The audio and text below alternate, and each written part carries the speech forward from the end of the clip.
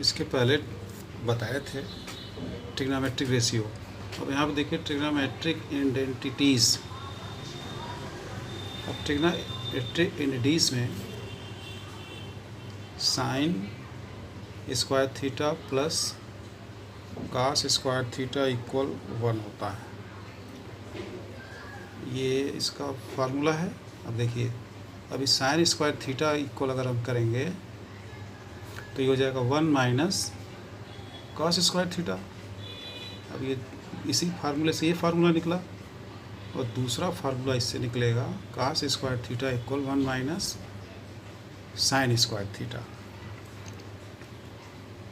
ये इसका first formula था। और एक दूसरा फार्मूला है कि sec square theta equal minus होता है, ये sec square theta minus tan square theta equal होता है 1। अब इससे देखिए कौन कौन से फार्मूले निकलते हैं।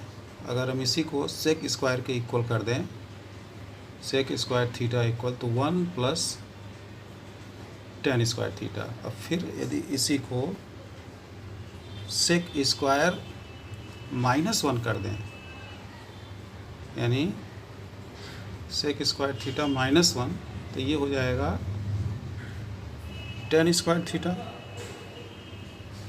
तो ये भी एक फार्मूला निकलता है। तो ये इसका मेन फार्मूला था, इससे दो फार्मूला निकला दूसरा।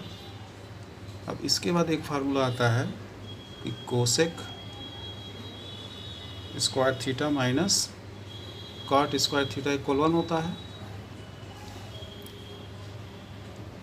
इससे जब फार्मूला निकलेगा तो ये cosec square theta minus 1 equal cot square theta.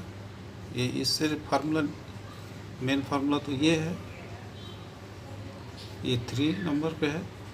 अब इससे ये फार्मूला निकला, एक फार्मूला और निकल जाएगा कि कॉट स्क्वायर थीटा। इसको अगर इसके इक्वल अगर हम बनाते हैं तो कोसेक स्क्वायर थीटा के इक्वल अगर कर देते हैं इसी को, cosec square theta equal 1 plus cot square theta.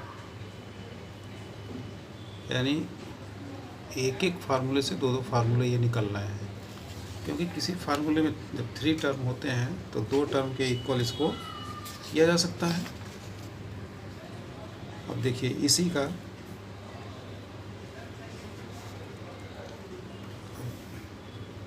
अगर यहाँ पे हम साइन थीटा इक्वल लिखते हैं तो ये 1 बाई कोसेक होता है।